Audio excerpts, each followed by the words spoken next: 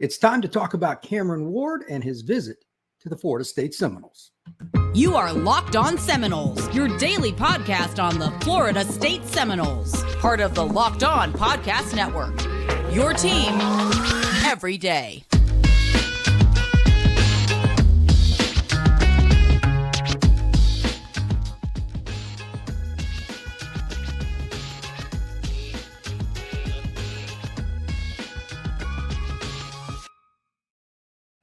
Welcome back in, everyone, to another edition of Locked On Seminoles. Thanks to the everydayers to make this a great show, and I'm really looking forward to this live stream because it's a big day. Florida State will be hosting quarterback Cameron Ward, the former Washington State and Incarnate Word quarterback, is arguably the most coveted prospect in this year's transfer portal. So we will dive into that quite a bit. I want to get your questions. I want you to ask about anything that you want to know regarding to him in terms of either A, his recruitment, what's going on with why he's so coveted, comparisons to other players, whatever it might be. I'm more than happy to do that. And to be quite honest with you, it's going to be a lot of fun talking about it. We'll get into his stats and everything like that first. But first off, today's show is brought to you by FanDuel. FanDuel. Today's episode is brought to you by FanDuel Sportsbook. Make every moment more. Right now, new customers get $150 in bonus bets if you just put $5 down on a money line bet, whatever it might be. Maybe it's a Knicks game, maybe it's the Atlanta Hawks, whatever. That's $150 if your team wins. Visit FanDuel.com/locked on to get started. All right. So first off, this past season at Washington State, 25 touchdowns, 7 interceptions, just over 3,700 yards passing. Believe it or not, Washington State has some pretty good receivers. It's not a team that's just devoid of talent. It has some players. But would he have had more if he was at Florida State? Of course. That's the reason this is so exciting, because Florida State just had a great run-pass quarterback. They have others waiting in the wings, but if they were to sign Ward for the 24 season, and he does just have 1 year of eligibility, full disclosure, you're going to see a quarterback that would have an opportunity to raise up the play of other guys around him and make special plays. So I have a couple of stats pulled up on Pro Football Focus. Going to talk a little bit about them, then I'll jump into the chat. Again, questions, fire away. I'll get to those in a second. If you get one up, trust me, I'll get to it in just a moment. I do want to do a little bit of a backlog on what he did with deeper throws. If you've watched this podcast at all, you know that I like to talk about throws down the field, 20 yards and beyond. Ward's pretty darn good on it, good at it. Last year is just over 25%. This year, over 40%, 20 yards and down the field. So 23 completions out of 57 attempts, 40.4%, 725 yards, 12.7 yards per attempt, 10 touchdowns to 2 interceptions. That's a really important one too. That's 5-1 touchdowns to interception ratio. Anytime you're in that stat, you're good down the field like that. That's really rare. So great job by him. BTT, it's something that you'll probably hear me mention quite often with Pro Football Focus. This is their opinion on what they would like to call big time throws. So that you can make a big time throw on a screen if there's a whole bunch of guys around you, but generally it's 10 or more yards and usually 20 or more yards down the field. He had 17 of those this past year. Out of the throws that he made down the field, 26.2% of them were big-time throws. That's really, really impressive. So when he made these types of throws, the passer rating by NFL standards was 112.8. That's outstanding.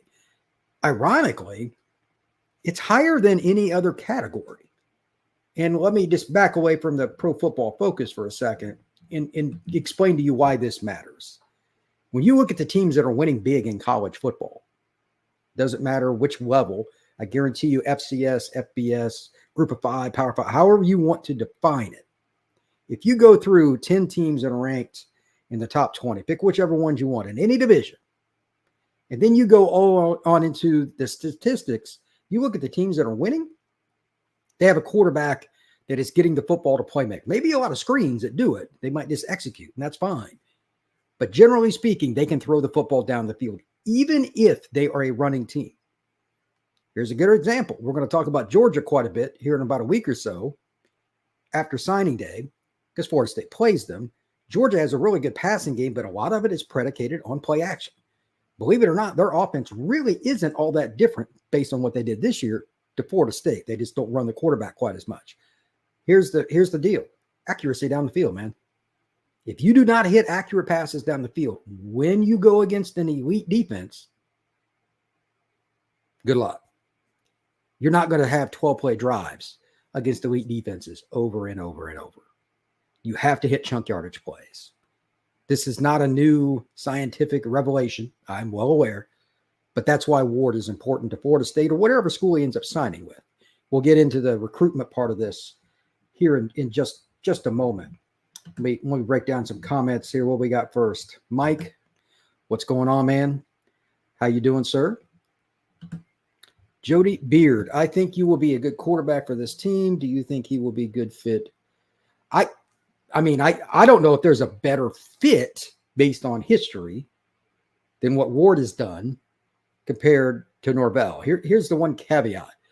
Ward is very mobile, but he doesn't run for yardage very often. He runs to avoid pressure, and then occasionally he'll run short yardage, goal line, or something like that. But he only had like 100 yards rushing or something to that effect. It was minuscule, but he's a very good athlete. More importantly, and why he fits is he will escape and he'll make an awkward throw that, quite honestly, is bad to show a younger quarterback that's just learning the position, like the very infancy stages, because he can do things that most people can't. All but underhanded. I got a photo of him throwing around a guy, and he's like, it's below 50%. Like if this is 50, he's down here. You know, he's at like 40% and still able to release the football. Those kinds of throws have nothing to do with coaching. I don't care if you've played baseball, hockey, highlight. It could be anything. When the ball is in the air, you have to get it there in some way, shape, or form. Kicking it, catching it, throwing it, whatever it is, there's their trajectory, the way the ball gets there. Some guys just have a natural ability to make the ball curve the way they want in a baseball game, etc. This guy can throw from different angles and put different lofts on the football to give his guy a chance to catch it. It's very, very unique. With Norvell's system, the ability to move outside the pocket, which they normally do, and they did a lot with Jordan Travis, I think the offense for the Noles would be a natural fit. Do I think he'd run a little more before anybody asks? Absolutely. I just don't think that with one more year before he goes to the NFL, I don't think it would be Jordan Travis, say 21 or 22. It would be more Jordan Travis this last year where they ran him in spots. And then he also had the opportunity, if he wanted to take off because there's an all-out blitz and he sees a hole, well, sure, you take off. Overall, Ward's ability to make the defense have to wait before they get into the ground also opens up things down the field. That's the biggest thing here. That's why he's a fit. And that's why this is a great question. So, Jody, thank you for that. All right. If he's so good, why is he entering the draft? To be honest, I think there's 2 points. I talked to somebody else about this. Rhino said it's a great question. Playing at Washington State out on the left coast, up in the Northwest, he's had some film, but he hasn't had as much as some other guys. And I also think that it's a deep draft for quarterbacks this year. It kind of goes in cycles. If he'd have been in last year's, if the group had changed, I think he might have left. But this is kind of unfinished business, and it's my opinion. I don't know this. He'll have to comment on it at some point himself. But Cameron Ward, I think, wants to play on a bigger stage. And with the bigger stage, he would also have the ability to escalate his draft stock. So, for instance, Florida State just played in the ACC title game. They're going to play Georgia, etc. When you put those kind of games on film, and assuming you play well, obviously, NFL scouts are going to evaluate it a little bit differently, or at least in my opinion, they should. More pressure, more lights, more cameras, more questions, more hype means you are under a microscope. You don't get that same thing at Incarnate Word. No offense to them. It's a program where he originated from in San Antonio before he transferred for 2 years up at Washington State. That is very important. If I'm a scout, the one question I would have right off the bat, hey, man, you did it at Incarnate Word. That's cool. And you were smart to go to Power 5. That's cool too. But it's still Washington State. It's not Oklahoma. It's not Ohio State. It's not Florida State. It's not Georgia. There's a different pressure there. So I think that's why. I could be wrong, but that's my definitive answer there. Angelo Smith. Hit the like button, folks. Thank you very much. Please do that. I'd appreciate it. I'm trying to share this podcast with as many people as possible. And the easiest way to do that is for y'all to help out. Hit the like button, smash that subscription, make sure you share it. And if you have questions, as always, when we do these, fire away. This is fun. Every time I post it, I break the podcast up into 2 sections. If it goes like an hour or whatever, I want many, many people to enjoy this because it's fun. This is truly fun. Thank you once again, Angel. I appreciate it, bud. All right. So is Ward in? What do you mean? Like, is he committed? No. Is he supposed to be at Florida State today? Yes. I won't know any details, just like anybody else, till after. And just full disclosure on how these work in general, Ward included. It's not like with recruiting. I can get kids' numbers and all this kind of stuff from the high school ranks, and you follow them through, etc.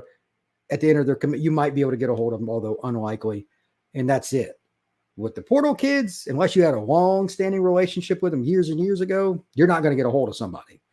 So everything's kind of secondhand information. And unless they make a statement, social media, whatever, that's it. It makes it wild. It's fun, but you're going to get disinformation. You're going to get improper notes, etc. It is very, very wild. All right. Is Julian Fleming still available? The last I heard, this is bizarre. He was one of the receivers at Ohio State. Fleming is in the portal, and a lot of people thought he was going to go to Nebraska because Kyle McCord visited. McCord's, for whatever reason, allegedly, again, I don't have any insight to this, is allegedly not going to go to Nebraska. Does that make Fleming not an option there too? Because if I remember correctly, he was going to visit there. Big-bodied guy that ESPN had number 1 in the country coming out of high school. Hard to say what's going to happen with him. I have no idea where he's looking to go. I haven't followed it, but yeah, there's some potential there. That's a great question. Here's the deal. I'll give the roundabout here. I'll just make this easy. Jody Beard asks, when will there be news? When will he commit? Well, here's what I know. He visited Miami earlier this week. Ohio State was rumored to be a school involved with him, but I haven't heard anything about them the last few days. He's going to visit Florida State. He may even be on campus as we do this. And also, he's probably looking at somebody else, I would assume. Again, specifics, I don't know, because this is fluid. He's got SEC schools, ACC schools, Big 12, whatever he wants to do, he has an option. The one thing he said after the Miami visit is he would take a week to 2 weeks, quite possibly. It's up in the air even by his statement. Therefore, who knows? I'm sure that no matter if it's Florida State or Miami, because I'm assuming they figure it's going to be one of the two, they would want him to commit immediately, so it helps your signing day for the high school kids. But there's no guarantee of that. Timing is everything. Concerned about the fumbles. I don't know. Did he fumble much? I mean, I honestly don't pay much attention to that. And that's something that's pretty easy to correct with ball security and drills and practice. If Ward did, that's something they got to fix, but he's a game changer player, so I think you kind of live with it. Mr. Rob Castagna, I recently saw that Ward has been sacked a lot. I know that his O-line, but do you think maybe he holds the ball too long? A little of both. Watching him play live, watching the film, he is I'm going to find a way to make a big play guy. You got to be careful about coaching that out of a player. When you get on a kid about, okay, you need to get rid of the football, there's reason for it, and that can cause fumbles. But at the same time, some guys just have a knack for it and then throw the ball down the field or creating something or even taking off. He's able to do any of those. So I'm not sure what the best answer is, and I don't know what Norvell and his staff would want to do with that. You'd have to get with the receiver coaches, everybody on the same page, what's best here, because there is more risk. Also, he's a guy, I think, as you know, he's played 4 years of college ball. He's going into his 5th year wherever he goes. Cam Ward, kind of have to give him some leeway, don't you? As long as he's not just carrying the football all willy-nilly. If he's tucking it away and keeping it close to his body, like do a little bit better, I would think you would give him the ability to make some of those decisions that you may not with a younger quarterback. James Reeves. I'm very worried about linebacker even before one day, and I will talk. I've got some names written down here towards the end of the podcast. I'm going to just generically, we'll go over more of it, may even do it tomorrow, the overall list, because it's finally started to blossom a little bit. Some of the guys going out, not sure exactly how I'll do the podcast, but We'll talk about it. James says, I'm worried about linebacker. Can we improve over that? We have, I don't know. I guess Nicholson is our best on roster guy. Florida State's in trouble, in my opinion, at linebacker right now because the depth isn't there. They've gotten some guys in, but they're losing some key guys, etc. Losing one day's not good. I think they need at least 2 transfer portal or linebackers now. They don't both have to be starters, but you need experience. Let me define experience. That doesn't mean you've been in college for 3 years. That means you've been a starter somewhere, or at least a co-starter somewhere. Even if you're not a dude, it could be a guy from University of Tennessee, Chattanooga. I think that's where T.O. went, actually. But you need somebody that just knows what it's like to go out on game day, be on the field, go through drills, lead his group, and then be out there on 1st and 10, first play of the game for the defense. You need a couple guys like that just in practice and stuff every day. Florida State had that this year. Part of the reason they were successful on defense is the linebackers were experienced. That's important. So I'm a little concerned about it too. We'll see. 14 fumbles. I don't know if that's over his career or whatever. That is a lot. But again, things like ball security in the pocket really isn't that difficult to fix. Not from what I know. And part of it, again, is probably him holding on the ball. I'm not disagreeing. But at the same time, I trust Florida State staff based on what they've done on offense to fix that. Michael Pride, rushing numbers deceiving because of his offensive line was not great. Here's a great point. Mike is right. For those of you that do not know, this is one of my pet peeves, and I hate this stat. The NFL has it right. College does not. In the NFL, if quarterback is sacked, that number is taken away from the passing yards. In the college level, even though it's a passing play, if the quarterback is sacked, it's taking away from the rushing stats. Why? He was sacked quite a bit, so his rushing numbers do not behoove what really transpired. It's dumb. I think if he wanted to take it on and they'd have to set it up in Norvell's scheme, Ward would be very good as somebody that would run RPO, occasional, quarterback counter, quarterback buck sweep where they pull the guards and everybody sucks down and they fake and it's kind of a naked bootleg kind of action. Something like that once a game, he's good for 10 yards.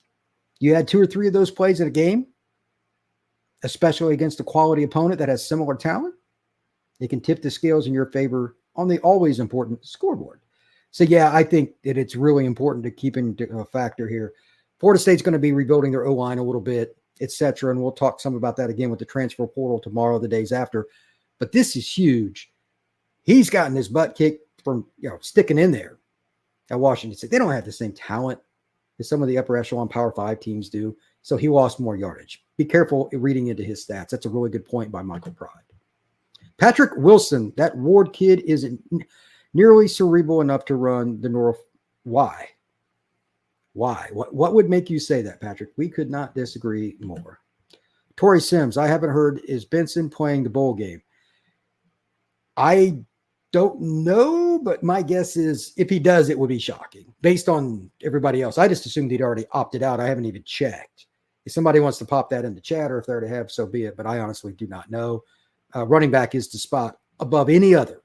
The guys opt out because they take the most hits and they just want as few as possible before they go to the draft. All right.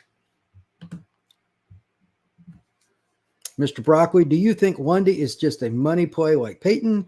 Can NIL keep him from leaving? This is a topic I was going to wait for later to kind of interject my rant, if you will, but I'm going to go ahead and do it now. If kids are leaving for NIL, it's a really bad idea. You have to earn it if you haven't already gotten some money. Like if they've given you something, go with it. Guys that haven't played at all. This drives me nuts. Some of the guys aren't playing that much and they demand that getting paid. In the case of Peyton, he's a starter. I kind of get that. That's at least a negotiation. Lundy wasn't a starter, but he was a good player. He was very effective. I need to know the numbers. But overall, here's my rant. Guys that bitch and moan about the NIL that they are getting, you better have already put it on film, meaning statistics, etc. That drives me crazy. And I'm not somebody that really jumps in and it goes all out to get on guys. I mean, everybody should try to get their money for, sacrificing their body and playing for the university they play for. but it drives me nuts. So it's not necessarily the biggest positive in the world. With that being said, there is another positive that I want to talk about here in just a second. We have to get into why Ward is such a good player in the system and why getting it means something, because the other school that he might go to is one that most Florida State fans would probably not like very much. And that's just part of the deal, man. You gotta beat your competition to get the main thing that you want, and that's W's. Speaking of W's, PrizePicks. If you haven't checked it out, you should. What is PrizePicks? It's the largest daily fantasy sports platform in North America. We're the easiest and most exciting way to play daily fantasy sports. It's just you against the numbers. Instead of battling thousands of other players, including pros and sharks, you pick more or less on 2 to 6 players on over-under, say like 80 yards receiving, 80 yards rushing. Those are the main points. There's also a combination league, like since basketball is going on, you could pick an NBA player to hit a stat in combination with an NFL player. It also has injury insurance, so if your guy gets hurt in the first half, you get it reloaded. So go to prizepicks.com/LockedOnCollege and use code LockedOnCollege for a first deposit match up to $100. Again, prizepicks.com/LockedOnCollege. Use LockedOnCollege for a first deposit match up to $100. All right. So here's the biggest thing that you should look at beyond the obvious. You know, obviously you want him on your team. You obviously want him on your team. He's a really good football player. But at the same time, you also have to remember that if you don't get him, there's a really good chance he's going to go to Miami. And this is something that doesn't happen a ton. But at the same time, if he goes to Miami, and I don't know what would happen with Florida State's quarterback situation, potentially DJ Uiagalelei, I don't know how that's going to work out. If I remember correctly, I've got it written down on my notes somewhere, he's going to visit Florida State in the back half of this weekend. They're 2 different quarterbacks, just both from the Pacific Northwest, as far as where they played at in the Pac-12. That would be very interesting. So if anybody wants to put in something about the Miami-Florida State thing, I'd like to address that in general. I'm going to go through some of the other questions here as we get going. Let's see, where was I? All right, this is the last one. Any intel on this? Cam has already made his decision going to Miami. Miami sports writer claims he was doing blah, blah, blah. I've heard a number that he was offered. I'm going to leave that alone because I don't know how accurate it is. It's pretty interesting, but I think there's a lot to be said for him taking the visit there, and then right after going to Florida State, he's just trying to compare. I don't think he would have immediately turned around and went to Florida State if he was done.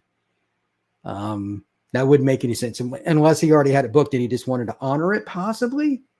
But I doubt that he's done. Why would you take the visit? That's a lot of work. Just be done. You can just call him and say, hey, man, I made my decision. I don't believe that's the case, but I could certainly be there. All right, let's see. If you look at a lot of his film, when you don't have a lot of talent around you, you tend to try to do too much to compensate. That is true. Michael Pride makes a great point there. Turnovers happen, more talent, less turnovers. There's truth in that statement. The only time that it doesn't happen is if you have too much confidence and you just throw it up to your guys all the time. You're going against good DBs. You're going to get some picks. But I don't think that there's any doubt. Washington State's defense wasn't great. The O-line wasn't great. They had a hard time sustaining drives. So Cam Ward would throw the football into tighter windows than maybe he should have. And sometimes he would just try to make too much happen in the pocket, giving his players more time to get open, tight ends, running backs, and receivers. So, yes, that can absolutely lead to more turnovers. Seminole Siegel 83, DJ sucks. Obviously, you are not a DJ Uiagalelei fan. Since you brought him up, I do want to read off a few of his stats. It's very interesting. I mentioned at the top that there's something to be said for having DJ in the lineup. Really good player, really talented. But at the same time, we're talking about a guy that's, quite frankly, better than people think at throwing the ball down the field. He's got a big arm, and these numbers kind of back it up. I mentioned the 20-yard passes a little bit ago for Cam Ward. Here are the same kind of deal for him at 20 yards plus for DJ Uiagalelei. 18.2% of his passes were 20 or more yards down the field. He was 25 of 57, a higher percentage than Ward, 43.9, 784 yards, 13.8 yards per attempt. Part of that is Jonathan Smith is a fantastic coach. He's the guy that just went to Michigan State. But you flat out got to tip your cap to DJ. Throwing the ball down the field is hard. It's pretty good stat. He also was 8-3. That's not quite what Ward's was, but it's still pretty good. Touchdown, interception. He had 19 big-time throws. Ward had 17, if I remember correctly. 29.7% big-time throw percentage rate on 20-yard passes or more. So he's pretty darn good in those situations. 108.4 NFL rating in that circumstance. The throws that he did best were still under 10 yards at 114.5. He struggled with the mediums, 10 to 19. It was only 88.7. That means a lot of guys trying to throw the middle field where it's hard. So it's just interesting on DJ. I'm not a huge fan either,